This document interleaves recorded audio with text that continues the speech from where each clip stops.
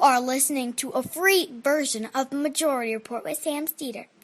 To support the show and get another 15 minutes of daily program, go to majority.fm, please. The Majority Report with Sam Steeder. It is Wednesday, January 8th, 2020. My name is Sam Steeder. This is the 5-time award-winning Majority Report. We are broadcasting live steps from the industrially ravaged Gowanus Canal in the heartland of America, downtown Brooklyn, USA. On the program today, you're still here. That's good. And Iran shows restraint in its public retaliation, at least its public one, as of last night. Meanwhile, a Ukrainian airplane, a Boeing 737, not the same model, upon takeoff from Tehran last night, crashes, kills 176 people, not sure why. Meanwhile, back in this country, Mitch McConnell claims he has the votes to start a witnessless impeachment trial in the Senate. Nancy Pelosi shoots back, still holding on to impeachment articles. Meanwhile, Joe Biden, before taking a cup of milk and going to bed last night upon hearing of the Iranian missile attack, claimed that Mitch McConnell will be mildly cooperative once he becomes president. Cutting Medicare and Social Security. Right. Speaking of which, Trump is looking to cut Social Security disability benefits. Spain's parliament backs a left-wing coalition government, and a new study shows that tax incentives like those offered to Amazon spur no economic growth in the cities that do so. Credo Action shutters, while the Trump judicial architect Leonard Leo leads a new conservative slush fund. And HUD to roll back housing desegregation rule started during the Obama administration because, racism's over. All this and more on today's program, ladies and gentlemen. Welcome. If you were listening to the program on Friday, and we actually have 2 more interviews that we'll put out today that we did on Friday that I think that we'll release on YouTube probably. When we were talking about Iran, and I can't remember which one did we play on the show on Friday. Who was it, Brendan, that we played on Friday? Valley Nasser? Valley Nasser. And what I think was it? I can't. Valley Nasser. Okay. And basically what we had discussed was it really comes down to what would be the nature of the retaliation by the Iranians to the assassination of Soleimani.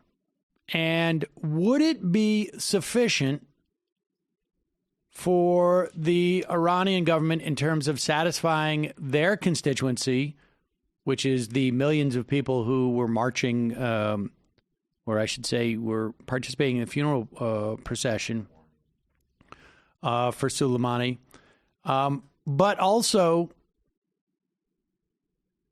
measured enough so that Donald Trump did not respond to it. And it appears, as of last night, that at least in terms of what the Iranians are going to do publicly, that is what happened.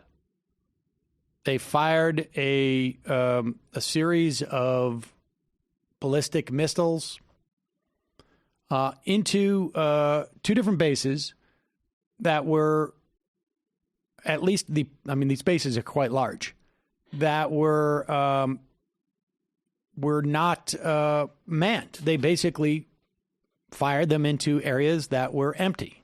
Now, it's not inconceivable that there was some coordination through back channels with the United States, frankly. It's not impossible. It's also just as likely that they have enough intelligence resources on the ground in Iraq to know where to put those. But this was all very deliberate. That doesn't mean that the Iranians won't be doing things like, I don't know, putting some type of computer virus into our grid and shutting it down or something. I imagine that would be a little bit more extreme, but it's not owning us on Twitter. Owning us on Twitter. But I think there will probably be some other violence that will be less attributable to the Iranians. I mean, these were missiles that were fired from Iran. This was specifically a piece of theater. Obviously, we're going to talk more about this as we go, but we'd like to start the show with something a little bit lighter. Of course, there is nothing right now, but and I have some thoughts on this, and we will get into it, both in terms of like the ridiculous of all of this is. But we are in one of those classic situations where Donald Trump is now being lauded by some in the media for not killing us all. I saved your life. I didn't kill you. And, this is, I have some thoughts on it. I mean, like literally to the point where like, I'm not quite there, Jamie. Don't get too excited, but almost having some anarchist thoughts, but not quite. I'm listening. Right, I know. I just said that so to get you focused for the rest of the program. But I'm not quite there. So this happened on Fox News last night. In addition to Sean Hannity, of course, calling for complete destruction of Iran, but not so much that we need to put boots on the ground. You know, that kind of war. The one that exists in like Space Troopers or whatever the hell it is. Starship Troopers. Yeah, it's some type of fantasy world. So here is, it's not Laura Ingraham. Oh, Shannon Bream. It's, what's her name? Shannon Bream. Has got Lieutenant Governor Dan Patrck. Now, you know he's Lieutenant Governor of Texas because he's wearing his Lieutenant Governor outfit, which is like, I mean, seriously? He does. He looks like some type of park ranger. Like he's like I don't know. And then they apparently, is it not? Oh, it is? It's not.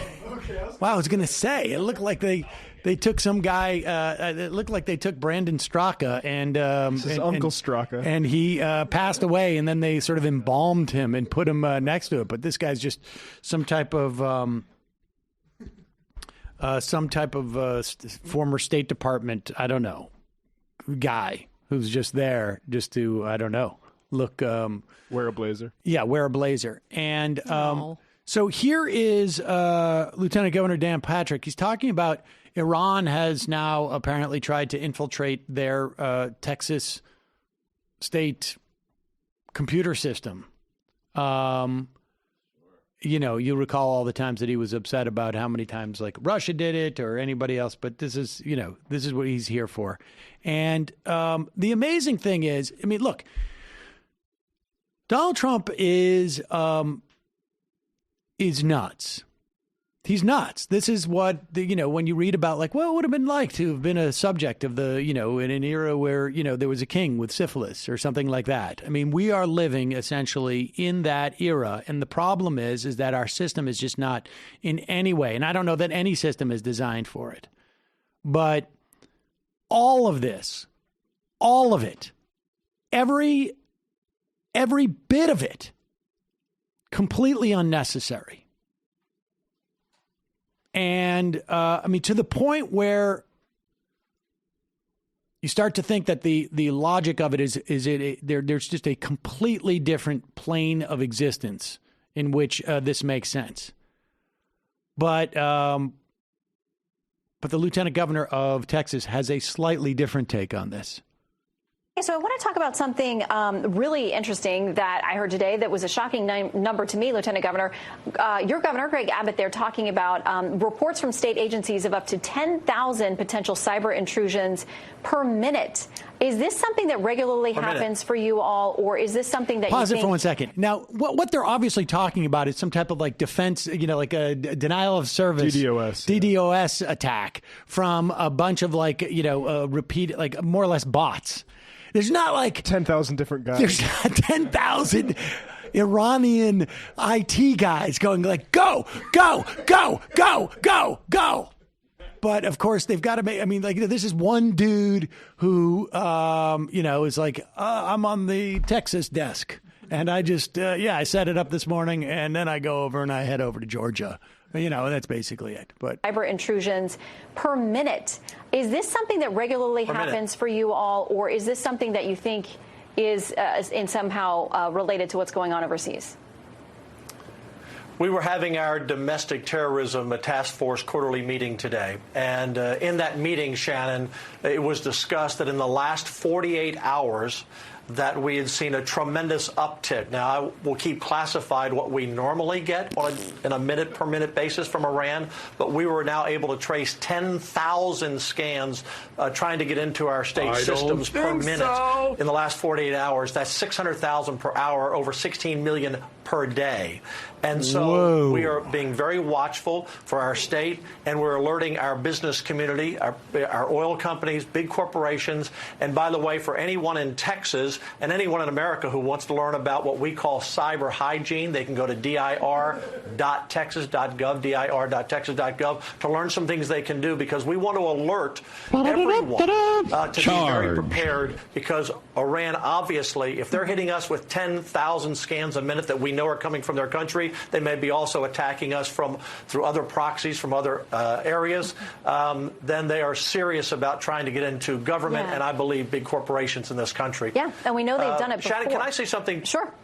They've done it before. Can I just say something quickly about tonight? The president has proven once again that he is brilliant at being predictably unpredictable. He's like a master chess player. He always knows many moves ahead of where he is, but his opponents or his enemies never know what he's doing next. And I think tonight Iran is really off balance. My dad used to have a saying with his generation of they don't know to shower or wind their watch, but they used a different word for shower. I think tonight Iran doesn't know to shower or wind their watch, quite frankly.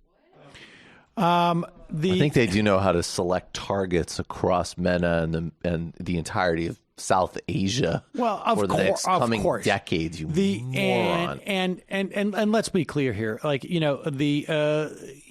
He is predictable insofar as at the end, at one point he just wipes all the pieces off the board and that's it, and says we're going to start again. I mean, this is just sheer insanity that.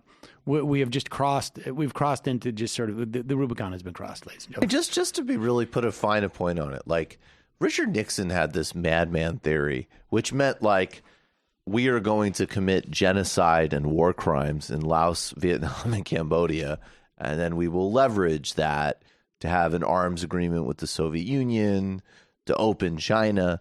Completely immoral, absolutely murderous war criminal, but very coherent strategy. I mean, if you read about the painstaking process of how do they send messages to Mao? How do they lay all the groundwork for this stuff?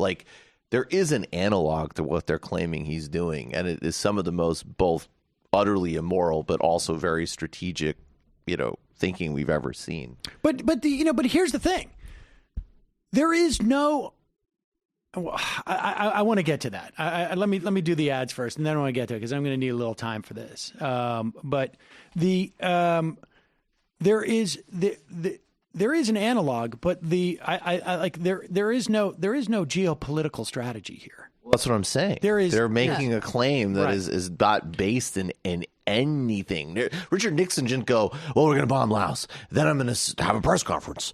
Then I'm going to insult Mao. I don't think he gets that far, to be honest with you. I don't even think I'm saying Trump gets that far ahead even. Can you imagine sincerely believing that Trump is some master chess player here? This guy is in charge of a big state. Or the alternate is having the complete lack of shamelessness that you'll say that.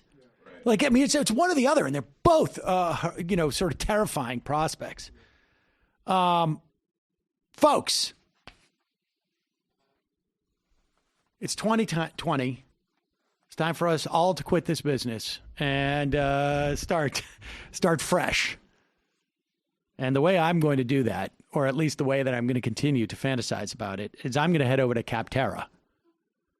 I've talked about Capterra in the past. It is the free online resource that millions of people use. They use it every month. Find the best software solutions for their businesses. Like I say, they have so many different just categories. They have over like 700 categories of businesses that if you were looking for a new career, that's where I would start. Now, of course, that's not what it's for. What it is for is people who are actually working in these industries or in these businesses. And you can search and compare software that is available for those businesses.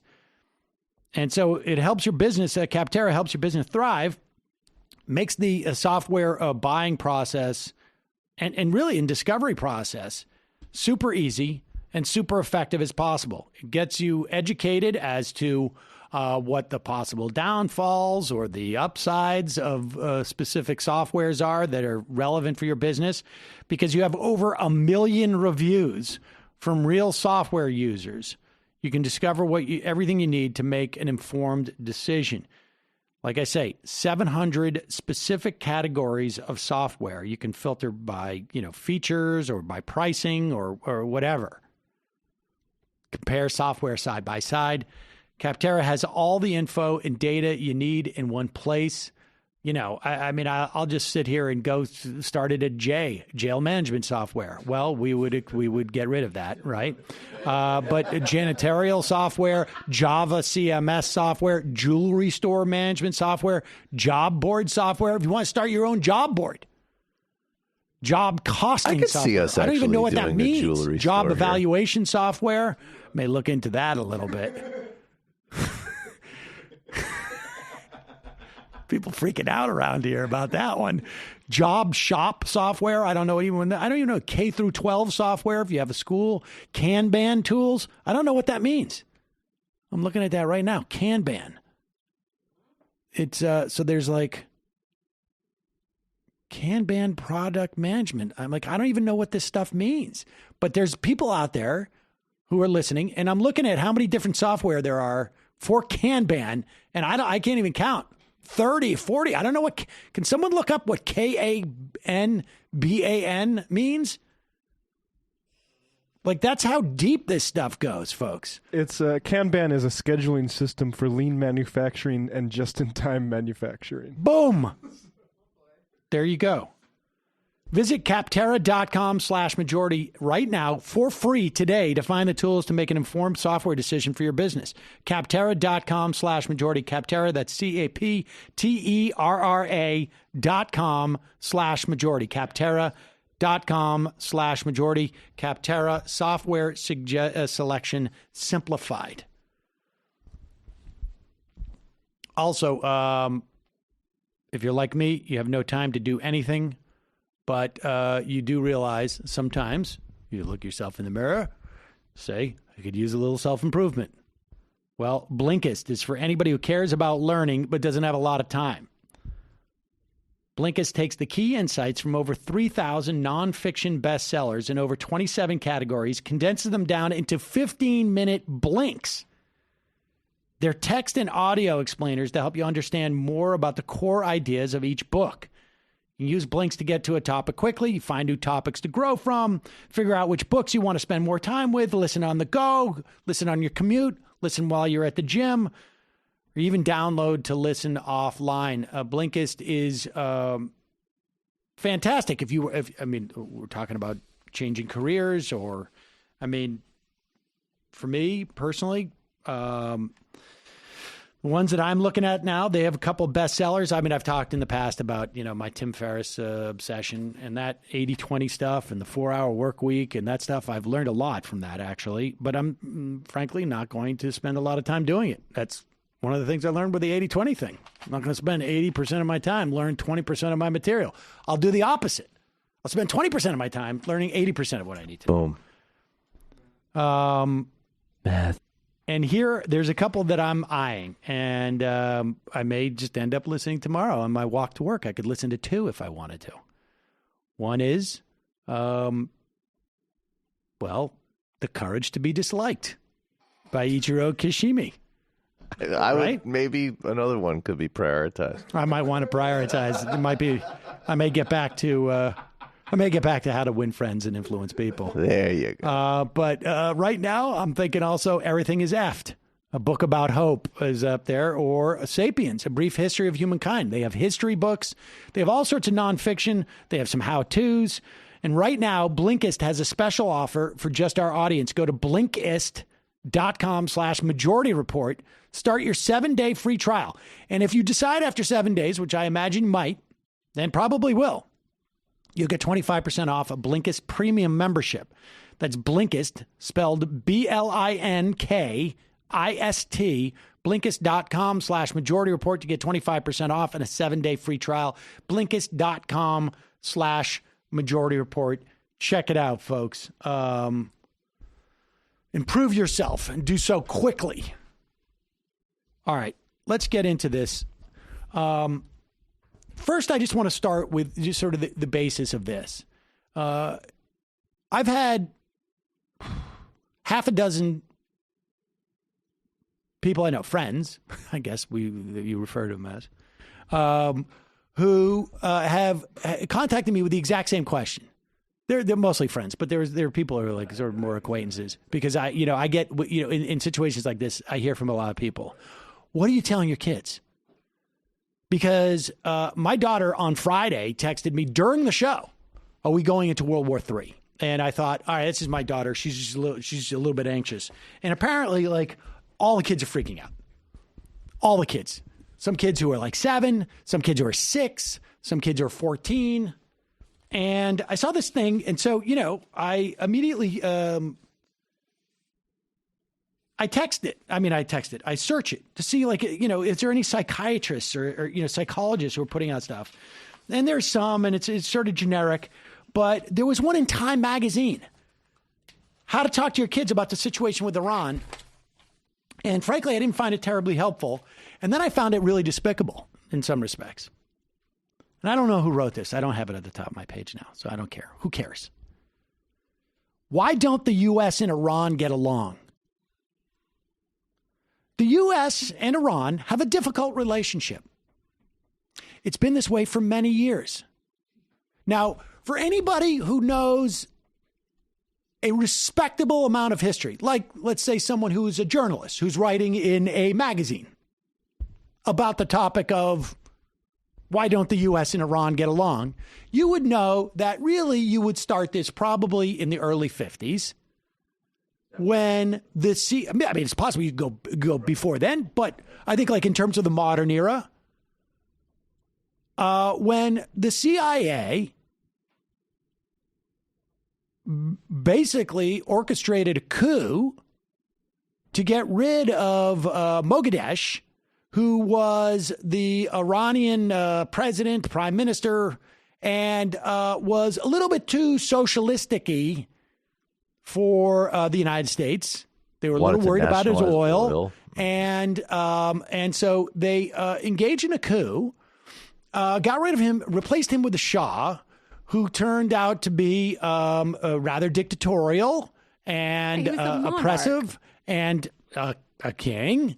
And then ultimately exiled this guy, Ayatollah Khomeini, in a way to sort of like tamp down, I guess, any type of religious, and not just fervor, but any type of like social structures that would compete with his dictatorial regime. And because the United States was so closely associated with the Shah, gave him support, material support, obviously put him into office, if you want to call it office. That takes us up to where Time magazine starts. In 1979, Iran took 52 American diplomats and citizens hostage. They were released after 44 days. So it's been this way for many years. In 1979, Iran, that's where it started.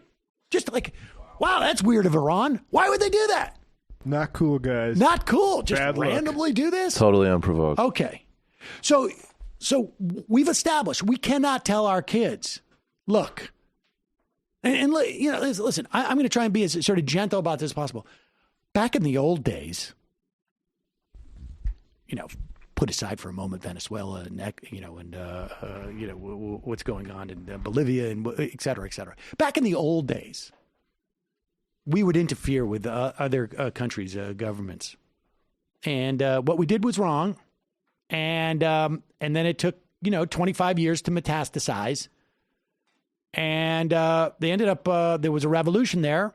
And because of the United States rule and the symbolism, they held 50 some odd of our diplomats hostage. And after a year and a half, they released them. Now, we're not going to get into Solly. I'm not going to get into the role that Ronald Reagan played in keeping them in there and some other powerful interest that actually kept them in there as a way of leveraging an election. We'll talk about that when you get a little older. The fact that we sold chemical weapons to Saddam while he was gassing them. Exactly. Well, that comes a little later. That comes later. And then they just go from 1979 to 2018. Tensions increased again after President Trump said the U.S. would no longer participate in a 2015 deal with Iran. Well, at least they got that. Now, no longer participate is really not the right word, but okay. This international agreement, in other words, this international agreement set strict limits for 15 years on Iran's ability to create nuclear weapons. In return, the U.S. and countries in the European Union agreed to end trade restrictions. In other words, they decided to not starve the country. When Trump pulled out of the agreement, the U.S. put trade restrictions back in place. This has hurt Iran's economy. So, in other words, I understand that you're too young to understand that it's making people, sicker and hungrier and poorer. But I'm just going to use the word economy because you're 6. That presentation of history by a writer at Time Magazine, whomever it is, and maybe it's some 22-year-old who has no idea of the history and they can't go further back than 1979 because that's ages ago. And they couldn't be bothered to Google because people are writing about it all the time anyways. That is why we have this sort of like complete credulity. Why we have a press that right now will go after Sanders and Warren and Corbyn and anybody who hesitates or who says the word assassinate or doesn't say the word terrorist when we're talking about Soleimani. If Soleimani is a terrorist for killing, just by the nature of being a general, because he is a general in a military, and he has no doubt killed hundreds, if not, I would imagine as a general, like you're not doing your job if you're not killing thousands and you've been engaged in war. I don't know how many civilians he's killed. He's certainly probably been responsible, at least as a general is, for the killing of U.S. Military personnel.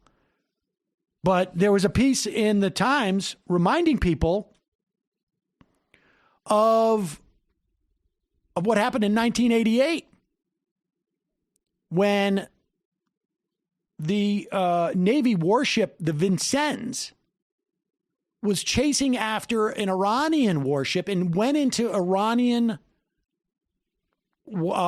coastal space. And apparently, the guy who was running that warship, I don't know what you call him, captain, I guess, a guy named Rogers, saw an airliner that was coming. Now, they say they accidentally shot it down, an Iranian airliner. It killed 290 civilians, 65 of whom were children. A subsequent study of this by the Navy found that none of the things that Rogers claimed were the case with this airliner happened. That it was outside of commercial airline lanes. It was in commercial airline lanes. It was the Vincennes that was disoriented. The idea that it was diving towards the Vincennes also found to be not true. The idea that it didn't have communications, also not true. They were so trigger happy, they shot this thing down and killed 300 Iranian civilians. Now, I want folks to contemplate what we did when non-state actors attacked our country and killed 3,000 civilians. We went into war for 18 years in 2 different countries. We killed hundreds of thousands of people. Hundreds of thousands of people. Soleimani apparently oversaw the Quds attempt to blow up the car of the wife of the Vincennes captain in Washington, D.C. She survived. This goes back and forth. If we're going to assassinate, if it's on the table that we can assassinate people who represent a potential challenge to the United States or a potential threat to our military personnel, the list is going to be endless.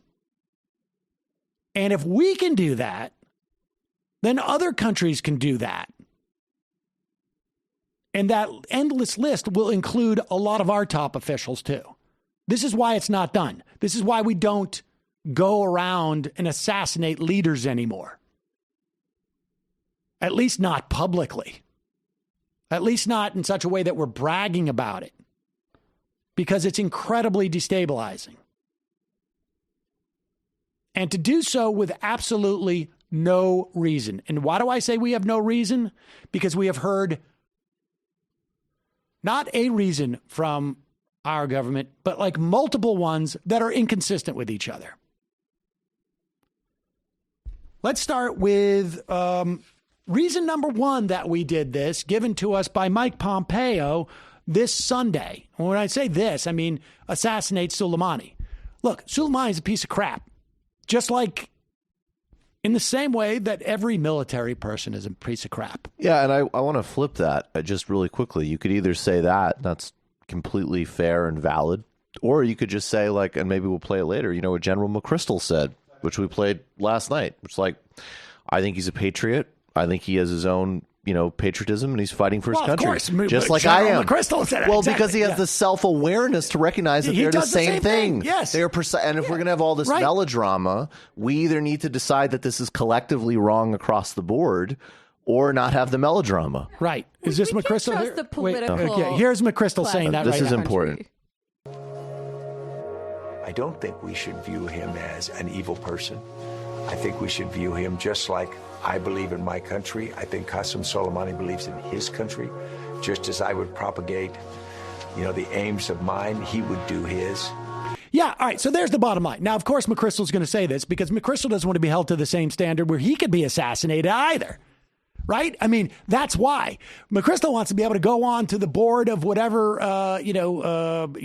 Grantham Northup or Raytheon or whoever he is. Teach at Yale. Or whatever it is, wherever he's making all his cash from some military, the military industrial complex. He wants to be able to do that without having a fear that he can be assassinated. So, of course, he's going to go out there and say that. And fine. God bless him. But here's Mike Pompeo on Fox News Sunday describing we've got to make this into an imminent attack, right? Like, I'm trying to think what this reminds me of. Let's not let the smoking gun be a mushroom cloud. But here is Mike Pompeo spreading the oldest lie in the book. President Trump says that General Soleimani was planning a, quote, imminent attack against Americans. You have said it was a, quote, big action that could potentially kill hundreds of American diplomats and soldiers. What was the plan? Who were the targets, and how soon? Yes, President Trump was right in what he said, so was I. We'll share all the intelligence that we can. I was the CI director for a little while, Chris. There's things we simply cannot make public about what it is we knew at that time and what, in fact, we know today about the continuing activity. I think General Milley got it right when he said we would have been culpably negligent had we not gone after Soleimani when we had the opportunity. He was actively engaged in plotting against American interests. We need to look no further than what he had personally done over the days before that, where an American was killed on December 27th. There's no surprise. There's plenty of public evidence about the bad behavior of Qasem Soleimani. He was a designated terrorist, and we did the right thing. Okay, so you see how it just even over the course of his answer, it evolved. First of all, it's a potential that could kill a lot of Americans. American diplomats. A potential. Well, there was potential last night when they lobbed those missiles. But they knew what they were doing. They didn't do it. Soleimani had responded to the killing of 25 Iranian militia people from the day before. They've been going back and forth, tit for tat. So if Pompeo's the killing of one U.S. contractor, and I don't want anybody to die, but if that becomes the litmus test as to whether you can assassinate a military personnel, well, then whoever ordered the bombing that killed the 25 Iranians, well, aren't they subject now to the same thing? But that is the argument on day one. Let's go to day 4 and listen to what Mike Esper, the Secretary of Raytheon, of the Department of Defense of Raytheon, has to say that it wasn't so much that there was an imminent attack. It was more like that it was, here. Thank you. Can you clarify, the attack Soleimani was planning, was that days or weeks away? I think it's more fair to say days, for sure. And is the U.S. legally obliged to withdraw from Iraq if told by the Iraqi government to go? I'm not going to speculate. We're not there yet. There's been none of that has happened to the best of my knowledge. And as those events unfold, we'll address them and we'll have all the right legal experts. Now, of course, saying days or weeks, here's something that I think hopefully you don't have to be an English major to understand. That I could live to the ripe old age of 110, and that will be still days away. We are now on day 5 of the attack that apparently was so imminent, so planned. Everything was there. Like, are we really to believe that the Iranian government doesn't have somebody who can step in and go like, oh, yeah, that attack that was planned, do it. We're 5 days away. If we can't say weeks. It meant the attack on the credibility of the president to wage war on behalf of the Gulf states was at stake because he was going to Iraq. Like, it's really important to look, if there's contradictory reporting that comes out, we'll follow it. But as far as we know, based off of senior Iraqi politicians and the fact that he was traveling on a commercial airliner, every indication is that this specific trip was a diplomatic initiative to back channel to Saudi Arabia supposedly through started Iraq. by Trump. That was supposedly started by Trump by what he said to the Iraqi prime minister. But here's Pompeo on that same day having a different concept of what imminent means. For Mike Esper, imminent means days away, even though he was days away from when Soleimani was killed. When he said that, Pompeo has a slightly different take on imminent. Imminent has to do with what is actually already taking place. Here we go. Finally, there's been much made about this question of intelligence and imminence. I answered it multiple times on Sunday. I'm happy to walk through it again. Anytime a president makes a decision of this magnitude, there are multiple pieces of information that come before us. We presented that to him in all its broad detail.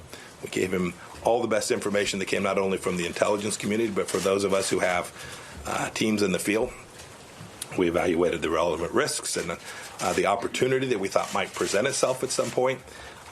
And we could see clearly that not only had Soleimani done all of the things that we have recounted, right? Hundreds of thousands, a massacre in Syria, enormous destruction of countries like Lebanon and Iraq, where they've denied them sovereignty and the Pause it. I just want to note something, that he is actually saying that one of the black marks against Soleimani is the destruction he wreaked in Iraq. Also, like the Fox News article from a couple days ago of the chart being like, Iran spends a lot of money on defense expenditure while their people suffer economic consequences. Countries like Lebanon and Iraq, where they've denied them sovereignty, and the Iranians have really denied people in those two countries. Pause it. And incidentally, also denying of sovereignty. There's a lot of people who say that you are infringing upon our sovereignty for bombing us to assassinate somebody else. In Syria, enormous destruction of countries like Lebanon and Iraq, where they've denied them sovereignty, and the Iranians have really denied people in those two countries what it is they want, right? Sovereignty, independence, and freedom. This is all Soleimani's handiwork. And then we'd watch as he was continuing the terror campaign in the region. We know what happened at the end of last year in December, ultimately leading to the death of an American. So if you're looking for imminence, you need to look no further than the days that led up to the strike that was taken against Soleimani. And then you, in addition to that, have what we could clearly see were continuing efforts on behalf of this terrorist to build out a network of campaign activities that were going to lead potentially to the death of many more Americans. They keep throwing that word potentially in there because, really anything has the potential to kill Americans, right? Like, I did an ad for, a hot dog today. You could choke on it. Potentially has the ability to harm an American. They keep saying the word potential in there, which you wouldn't need to say that unless you were trying to provide yourself some measure of wiggle room in case you ever, anybody ever blew the whistle on this. You wouldn't need to say potential because potential is embedded in the fact of anything that has that has not happened yet. It has the potential for anything to happen. And so the idea that we can look at the word imminence, which is the state or fact of being about to happen, that evidence of something about to happen is stuff that happens prior to stuff about to happen, is absurd. It's absurd. This is just jibber jabbish. Does anybody think that if there was any substantial threat to U.S. interests, that these guys would be hesitant to put it out there? I mean, give me a break. This is a joke. Donald Trump, for whatever reason, these lunatics thought this would be a good idea. And here's the point. There's no operational value to this.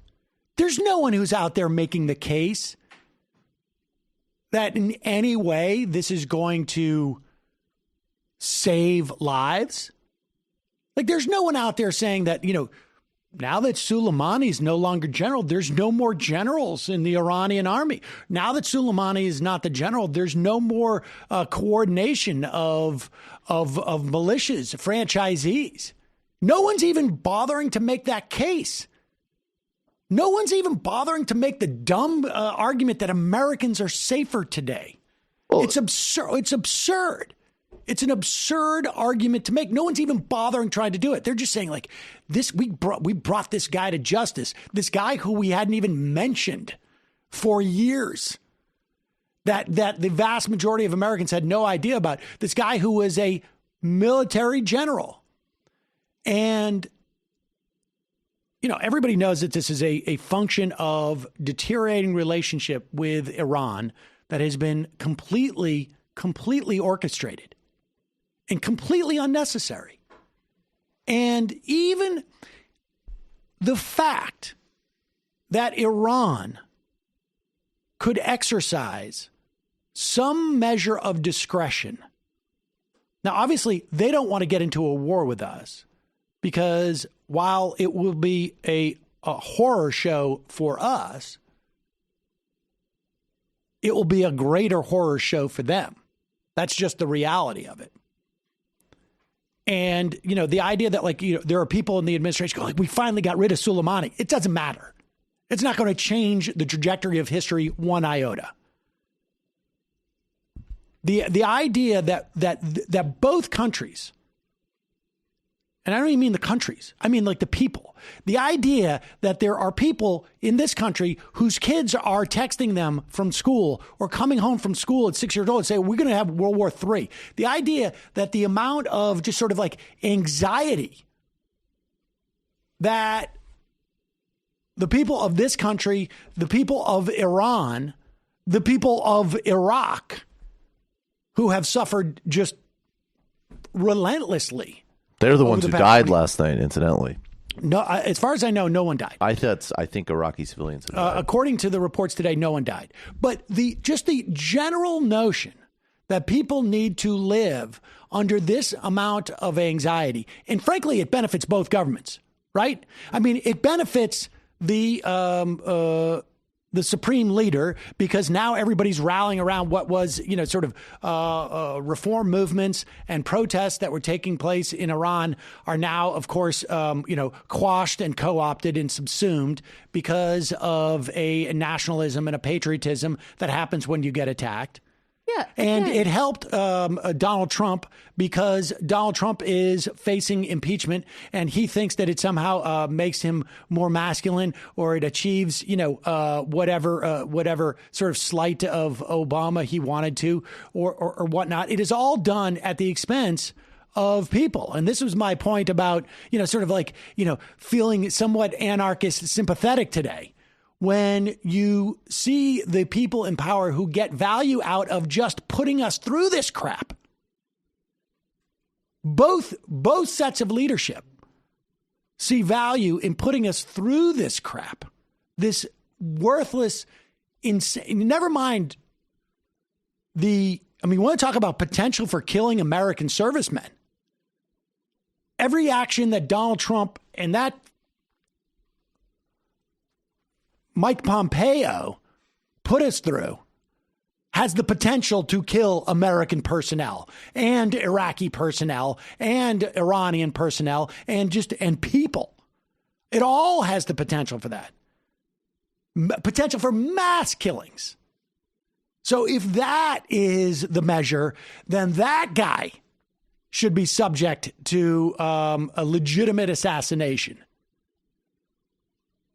And so this is all just, it's shocking. And as much as all of this is grotesque, the ability of these frickin' lunatics to get away with this stuff, because the people who don't directly benefit from it sort of nod their heads okay. What has happened in the past, like 24 hours or 48 hours or 5 or 6 days? Whether it's like, you know, I saw some statement from Jack Reed, Democrat from Rhode Island, saying something to the effect of, like, if they've struck us, we're going to have to strike back. It's going to be hard not to. I want to show you. Last night I was on Chris Hayes' program, and I thought I was going to get bumped, because usually in these situations, Can I just interject something really quickly, because I think it's potentially relevant to what you're about to say, which is that there's some type of inevitability to this, even as of this morning, Trump has actually, in fact, de-escalated, although new economic sanctions are going to be horrible. But Pepe Escobar, who's a writer for Asia Times, has a lot of sources in this area and, could be wrong, but he's a credible reporter. He's reporting that basically that people from Trump administration approached the Qatari royal family, that's like an Iranian back channel, and essentially were like, one of two options they offered Iran was, can you do something like this? Can you do a proportional response? Yes, and then we will stand down. The Iranian foreign minister, Zarif, who's the English-speaking, public face, literally used the phrase proportional response to describe what they did. And then Trump did exactly what he did this morning, which for all the bluster is a de-escalation. And that's just important to note because even people like Jack Reed were saying it was an inevitability. Yes, no, this is important. Well, I understand. That's the point I'm trying to make. I've prepped some stuff here.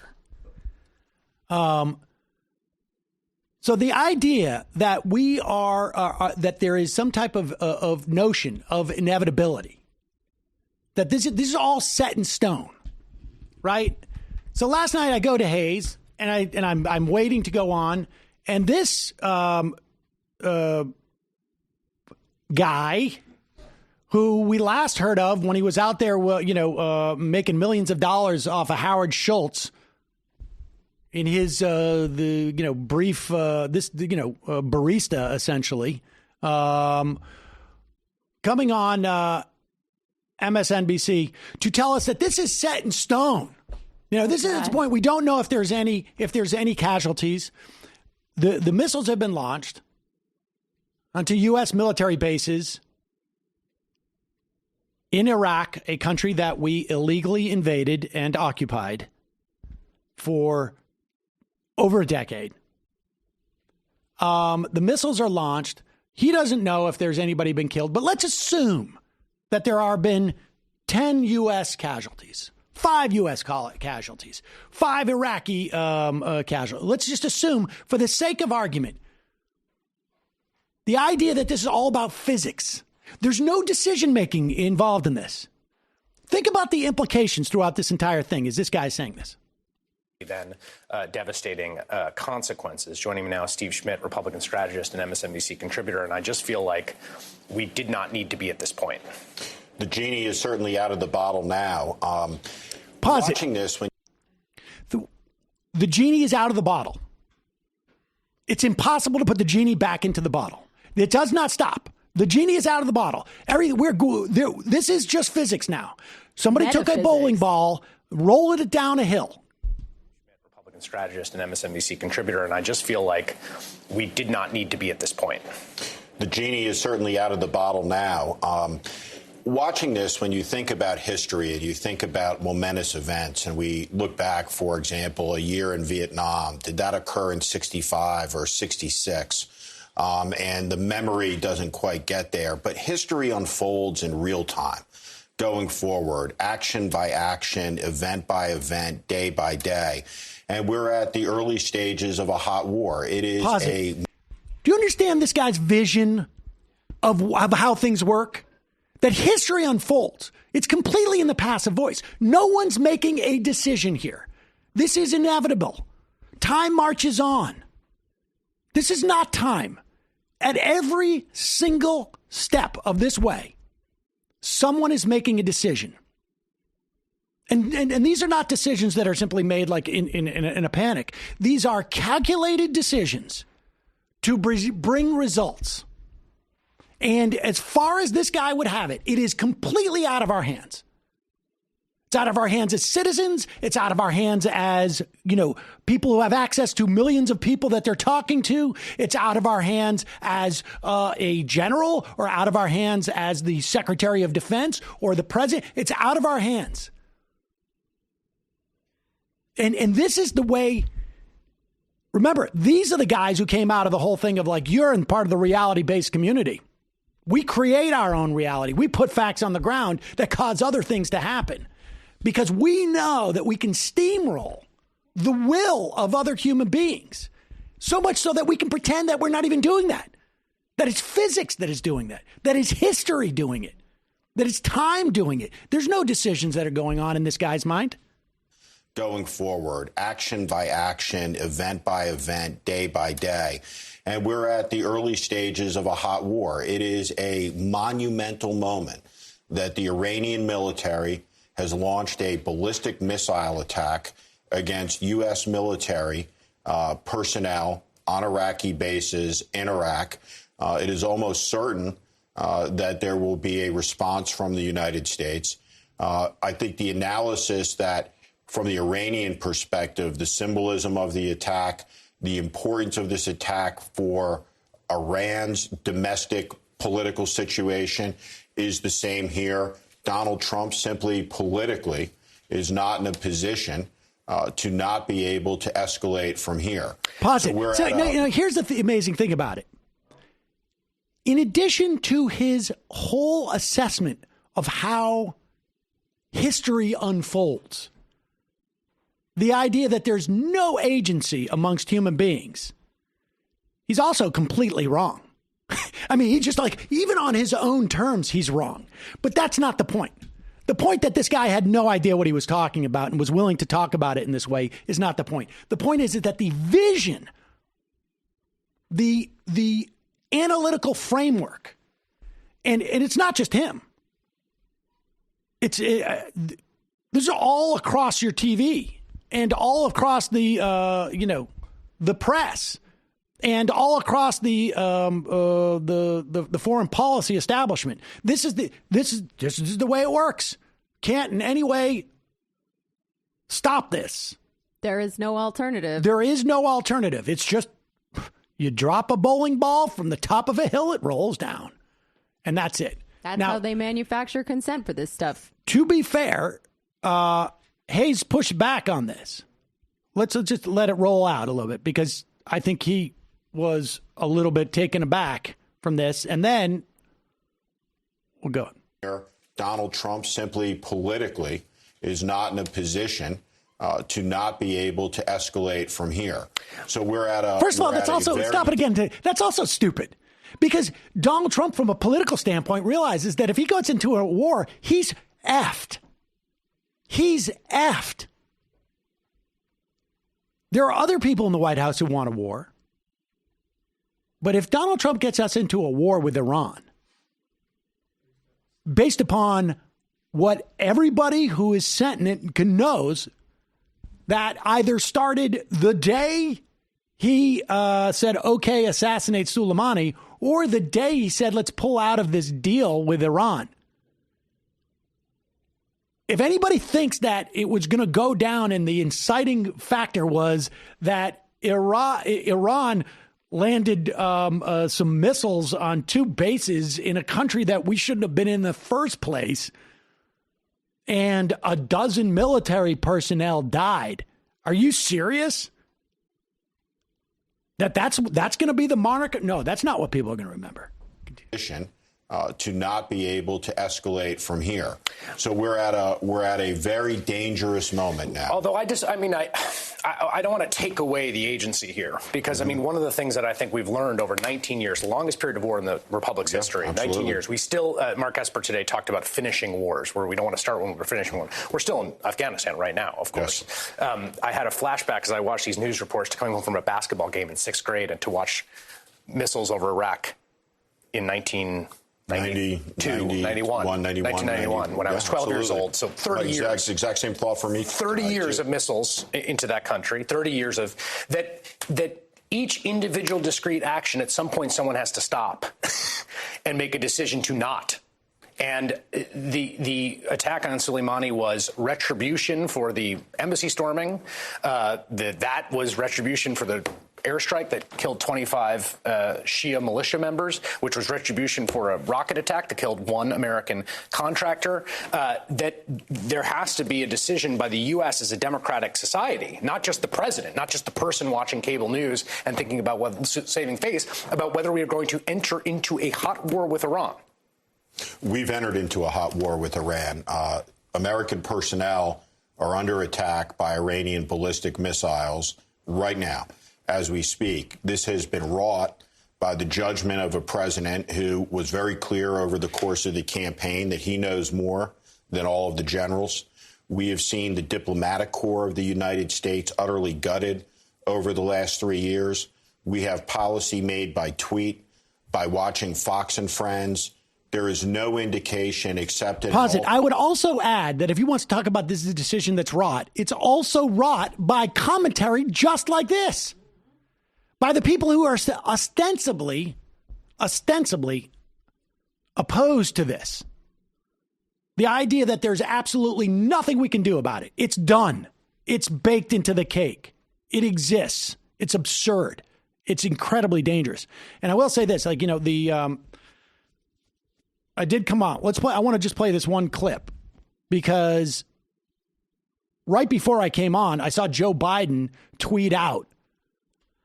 And to be fair, I mean, nobody came out with a contemporaneous. None of the Democratic presidential candidates came out with anything. In fact, Nancy Pelosi came out with something that was at least fairly decent.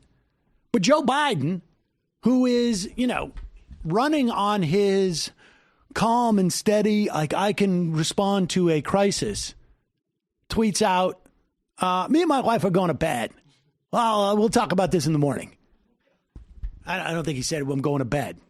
He said, I'm going to hold off on commenting on the news tonight until we know more. But there is one thing I will say. See, look, you don't comment on the news. That's not what your job is. Your job's not even to comment on the facts. There's only two scenarios here that Joe Biden is facing at 8:37 p.m. last night. That is, the missiles have killed, let's just say 24 U.S. military personnel. Or they've killed nobody. There's two scenarios. What should we do? Well, I'm going to take a nap. Jill and I are going to think about the troops. We're going to take some more milk. We're going to go to bed. It was very much past his bedtime. Well, yes. But this is the type of cowardice that is stunning to me. Like in 2002, we're months out from a major attack on this country that had everybody on pins and needles. If somebody had walked into Macy's with a stick of dynamite and blown themselves up, half of New York would have emptied out in the months after 9/11. Half of New York.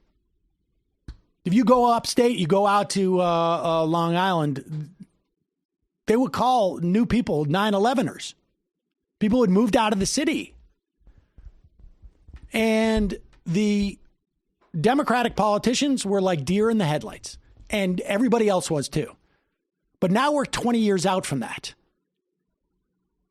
And the Democratic politicians, for the most part, are like deers in the headlights.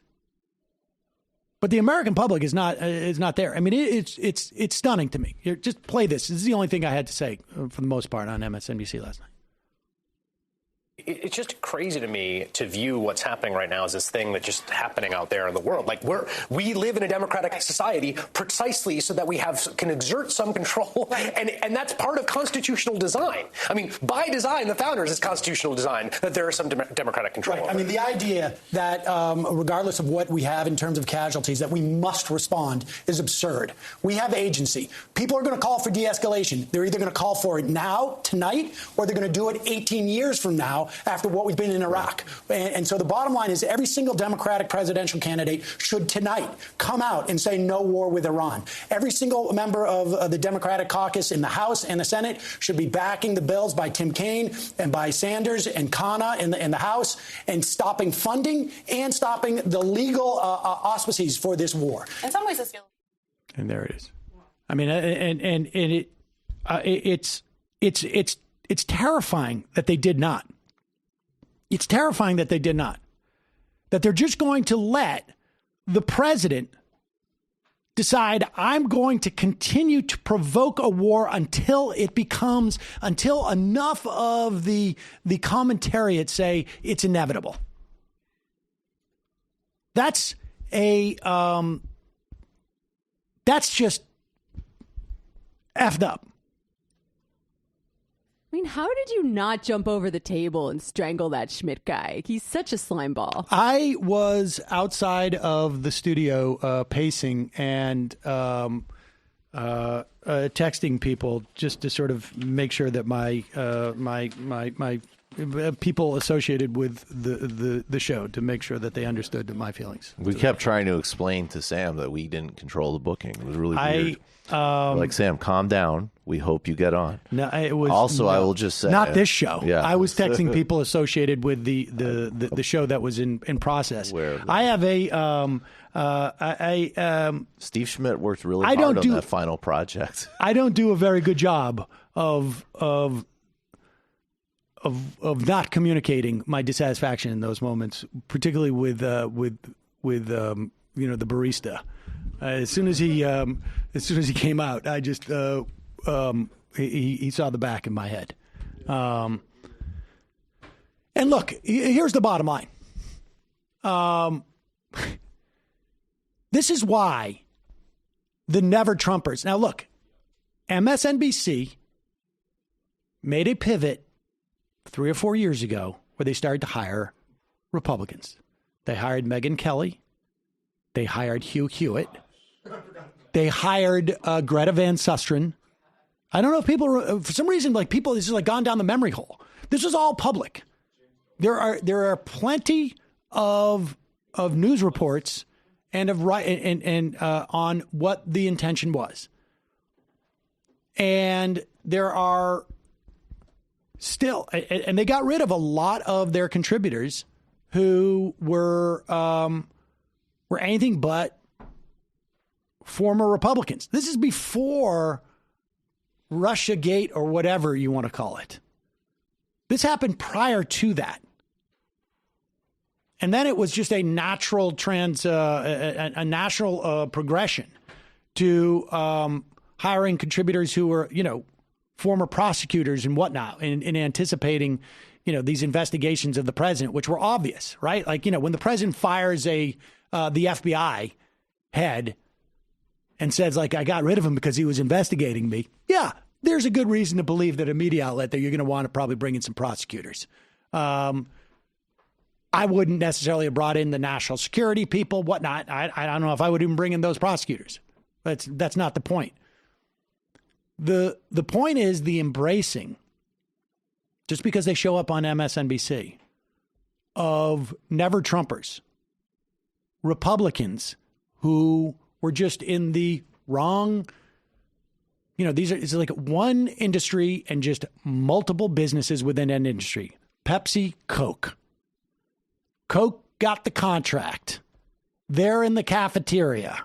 I work for Pepsi. I'm pissed.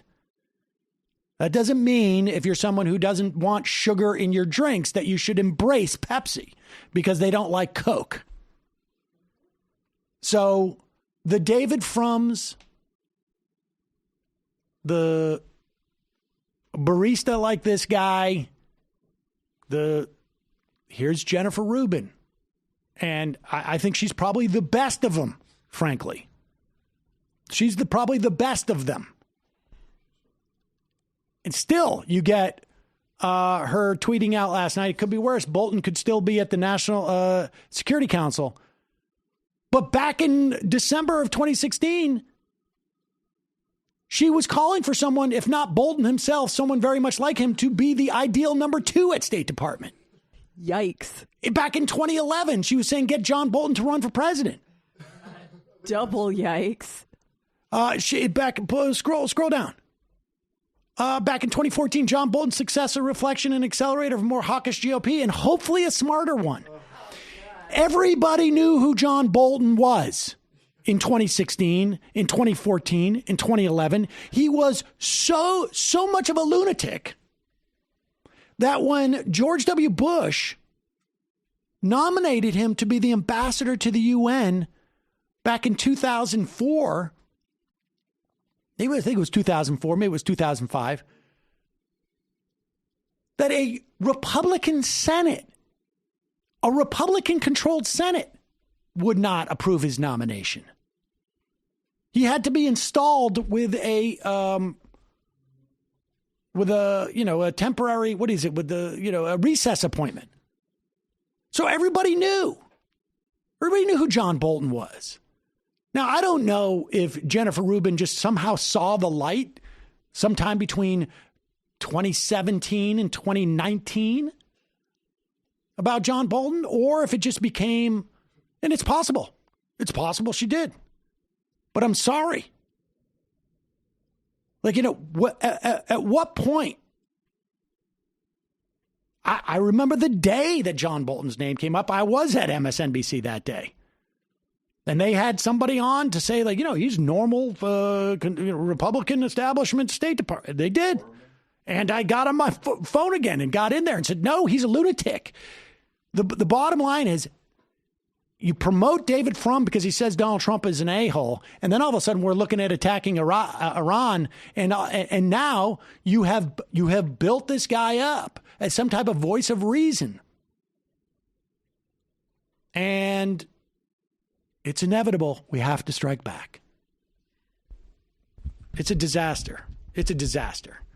And fortunately, the Iranians are smart enough and measured enough in their response to avoid a war. And of course, I think Donald Trump is frankly smart enough to know that he doesn't want a war because it's not going to help him.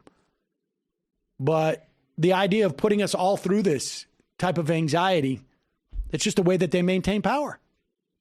I just want to add two really quick things. I would look up, it's worth reading George Voinovich in May 12, 2005, the full transcript of why he voted against Bolton. He was the Republican who sunk him on the committee. That's worth reading. But the other thing... From Ohio, right, Voinovich? Yeah, exactly. The other thing is, this also, though, shows how stupid they are in terms of their calculations, because I think the other thing that was going on here was that they've been waging a full economic war against Iran. They have no understanding, and there's tons of dissatisfaction inside Iran. That does not mean that anybody wants some type of outside orchestrated coup or invasion. And I think they legitimately confuse labor uprisings for, hey, we can assassinate this guy, destabilize them. They're already pissed about the economy. And maybe this is, I think this is a somewhat of a version of they will welcome us with flowers moment in terms of their calculation. Oh, but it got, obviously completely reversed because they have no understanding what the dynamics of this place are. I mean, what Soleimani meant to people, Felix from Chapo did a little episode about this, and he quoted an Iranian-American journalist that he was friends with, who said his dad is a communist and an atheist, and he loved Soleimani because what he represented to him was somebody out there fighting U.S. imperialism and owning them in Iraq. So the galvanizing effect and the suppression of dissent that was going on against the state there cannot be understated. Yep. All right, we got to take a break, head into the fun half. Folks, you can support this program by becoming a member at jointhemajorityreport.com. JoinTheMajorityReport.com. It is your support that helps us continue to do this show. Also, the AM Quickie, it's available at amquickie.com. You can get both of those on the app, majorityapp.com, and justcoffee.coop, fair trade coffee, tea, or chocolate. Use the coupon code Majority, get 10% off. Last night was Tuesday. Michael, what happened? Well, we did our best to respond to what was happening with Iran in real time, and luckily we had a lot of resources to do it. So first we talked with Drew Mikhael from Belfast University about how also these dynamics can will undermine the emerging social movements, particularly in Lebanon, that are trying to transition out of these sectarian divisions and deal with the underlying issues in the region. Matt Christman was great. We had we just had a really wide-ranging conversation. I can't summarize all of it. And I spent a lot of time really looking at the differences between Shia and Sunni politics that emerged in the 80s. So a lot of ground covered. You can watch it all on Michael Brooks Show on YouTube. We're under 1,000 subs away from our first 100,000 subs, so go hit the subscribe button. Patreon.com/TMBS on Patreon to get everything. And please go see us February 7th at the Bell House. Grab your tickets. Link on the homepage. Jamie. This week on the Antifada, we just released part 3 of our epic 3-part recap of the decade that was. So we close it out with 2015 till now. Our guest Jake Flores gives a grand unified theory of the black and blue dress, or was it white and gold? Speaking of things that change colors, Rachel Dolezal, remember her? We had Trump's epic ponage of Hillary and all of us, if you recall, in 2016. The rise of the hashtag resistance. We got a little bit sincere at the end. It was great. Check it out. Patreon.com/The Antifada. On Literary Hangover, patrons will be able to listen to a half hour of me reading The Sotweed Factor, a satirical poem by Ebenezer Cook from 1708. And that's going to be the episode for everybody on Saturday. Me and Alex will be talking about it. So if you want to check that out early, get the text of me reading it, because nobody's read it before. But now it's read. So nobody's read it? Nobody's read it for public domain or even for sale audiobook. So I'm the first voice. My voice is immortalized in this poem. That's sort of amazing. I know. Yep. So I'm going to be the voice of colonial poetry. Oh, mazel tov. We'll see about that. Now we may see some competition. Now people racing into that market. Oh, I'd welcome it. Competition will start kicking in. Yeah, so patreon.com/literary hangover. See you in the fun half. You are in for it. All right, folks. 646-257-3920. See you in the fun half. Are you ready?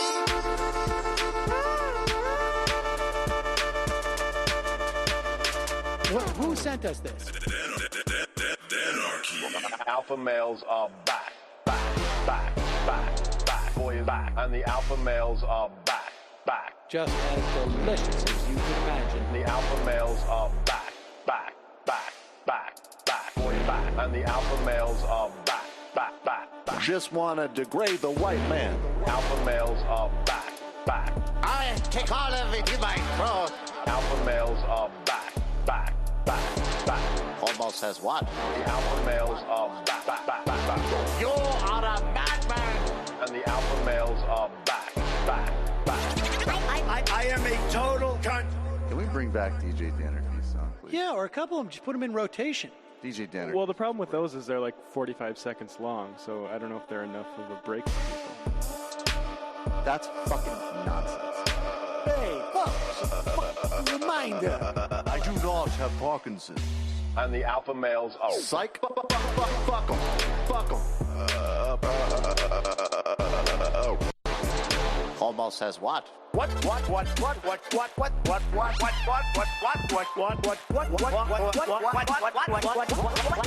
Almost says what? Hell of a lot of bank. Hell of a lot of bank. Hell of a lot of bank. Hell of a lot of bank. Hell of a lot of bank. All lives matter. Have you tried doing an impression on a college campus? I think that there's no reason why reasonable people across the divide can't all agree with this. Psych. And the alpha males are back. And the Africans are black Africans. And the alpha males are back. And the Africans are black. See Donald Trump out there, doesn't a little part of you think that America deserves to be taken over by jihadists? Keep it at 100. You can't knock the hustle. Come on! Fuck them. Things I do for the bigger game plan. By the way, it's my birthday! Happy birthday to me, Jew boy! I have a thought experiment for you. And the alpha males are back. Africans are black. Alpha males are back. Africans are black. Come on! What? Come on! Someone needs to pay the price for blasphemy around here. I am a total pussy. Hey, folks, before we get out of here, just want to remind you, Capterra is the free online resource that millions use monthly to find the best software solution for their business. They have more than 700 categories. You can search all of them with all the info and data you need in one place. And guess what? It's free. Totally free. Visit Capterra.com/majority for free today. Find the tools to make an informed software decision for your business. And like I say, 700 different businesses you never even heard of. There's apparently a lot of software for it. Capterra.com/majority. Capterra, that's CAPTERRA.com/majority. Capterra, software selection simplified.